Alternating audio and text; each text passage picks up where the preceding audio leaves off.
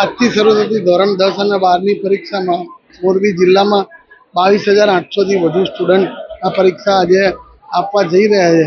ત્યારે એમને સૌથી પહેલાં હું તંત્ર વતી ખૂબ ખૂબ શુભેચ્છાઓ પાઠવું છું અને તેમને આ પરીક્ષામાં જળહળતી સફળતા મળે તેવા આશીષ સાથે હું એમને ખૂબ માર્ગદર્શન પણ એમના શિક્ષકોએ આપેલું છે.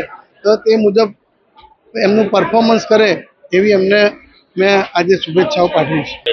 તંત્ર દ્વારા તમામ તૈયારી કરવામાં આવી છે. ક્યાંય ટ્રાફિકનો પ્રશ્ન ના જાય, ક્યાંય લાઇટ ના જાય, બાળકોને આમાં ક્યાં આવવા જવાની તકલીફ ના પડે, સૌથી મોટો પ્રશ્ન હોય છે. હોલ ટિકિટ લેવા માટે અમે યાદ કરાવીને મેસેજ પણ કરાવેલા હતા અને સ્કૂલોમાં પીવાના પાણીની યોગ્ય વ્યવસ્થા કરાવેલી હતી.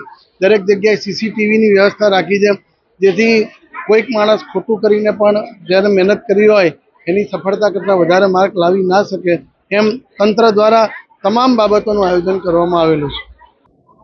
જી જિલ્લા શિક્ષણ અધિકારી કચેરી દ્વારા અને આપણા જે પરીક્ષા સમિતિના અધ્યક્ષ છે માનનીય કલેક્ટર શ્રી ઝવેરી સરના માર્ગદર્શન હેઠળ તમામ તૈયારીઓ આપણે પૂર્ણ કરવામાં આવી છે. દરેક જે પરીક્ષા સેન્ટર છે એની જે પણ આનુષંગિક વ્યવસ્થા હોય છે એની પણ અમારી ટીમ દ્વારા તમામ ચકાસણીઓ કરી નાખવામાં આવી છે અને વહીવટી તંત્ર સમગ્ર પરીક્ષા માટે સુસજ્જ છે.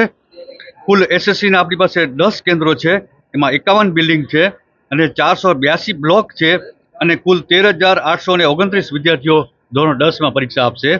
જ્યારે 12મામાં સામાન્ય પ્રવાહમાં 4 કેન્દ્રો છે, 27 બિલ્ડિંગ છે અને 241 એના બ્લોક છે અને 7,236 વિદ્યાર્થીઓ પરીક્ષા આપશે. જ્યારે ધોરણ 12 વિજ્ઞાન પ્રવાહમાં આપણી પાસે 3 કેન્દ્રો છે, 8 બિલ્ડિંગ છે, 90 બ્લોક છે અને 1,779 વિદ્યાર્થીઓ એ પરીક્ષા આપશે. એટલે કુલ આપણે અહીંયા મોરબીમાં 10મા અને 12માના બે ભેગા થઈને 17 કેન્દ્રો છે, 86 બિલ્ડિંગ છે, 813 આપણા બ્લોક છે અને કુલ 22,844 જેટલા વિદ્યાર્થીઓ છે એ પોતાનો 10મા અને 12માનું એક જિંદગીના એક અગત્યના મુકામ પર પરીક્ષા આપવા જઈ રહ્યા છે. ત્યારે ખાસ તો એમને ખૂબ ખૂબ શુભેચ્છાઓ છે વિદ્યાર્થીઓને કે વિદ્યાર્થી મિત્રો કે આપ આખા વર્ષની જે તૈયારી કરી છે એ તૈયારી છે એને અભિવ્યક્ત કરવાનો સમય આવી ગયો છે. અને ખાસ એક મેસેજ એ છે કે આ પરીક્ષા છે કોઈ જિંદગીની પરીક્ષા નથી. કોઈ ધારો કે આ પરીક્ષામાં આપણું રિઝલ્ટ આપણી અપેક્ષા મુજબનું નથી આવતું તોય પણ નિરાશ થવાની કોઈ પણ જરૂર નથી. આજની નવી પેઢી છે નાની નાની વાતોમાં બહુ જ સંવેદનશીલ થઈ જાય છે. એટલે એક એમના વાલી તરીકે, એક ભાઈ તરીકે મારી એક સૌને વિદ્યાર્થી મિત્રોને વિનંતી છે કે Thomas Alva Edison, Vinod Bhatt, Rabindranath Tagore, આપણા હાસ્ય કલાકાર, આપણા બાજુના સુરેન્દ્રનગરના જગદીશભાઈ ત્રિવેદી, એવી કેટલીય વ્યક્તિઓ છે કે જે ધોરણ 10-12માં નિષ્ફળ ગઈ છે, નાપાસ થઈ છે, છતાંય પોતપોતાના ક્ષેત્રમાં પોતાનું નામ કમાવ્યું છે. ઇવન આપણો સચિન તેંડુલકર પણ.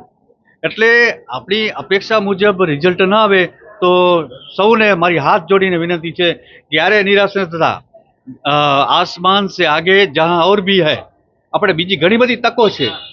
કુદરતનો નિયમ છે, એક તક જ્યારે બંધ થઈ જાય છે ત્યારે બીજી તક ખુલે જ છે.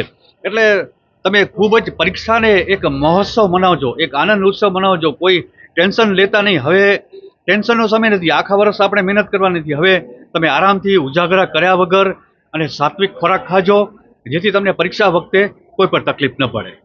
પરમાર મીના મેઘજીભાઈ. આજે આપણા જીવનની છેલ્લી પરીક્ષા નથી, હજી તો આપણી આ સ્ટાર્ટિંગ છે. હજી તો આપણે આવી ઘણી પરીક્ષા આપવાની છે. એટલે જો આપણે ફેલ થાય તો આપણે ડરવાનું નહીં અને આપણે શાંતિથી પેપર લખવાનું, એટલે આપણે આરામથી પાસ થઈ જશું. અમે તો બરાબર તૈયારી કરીને આવ્યા છીએ એટલે અમને કાંઈ ડર હોય નહીં.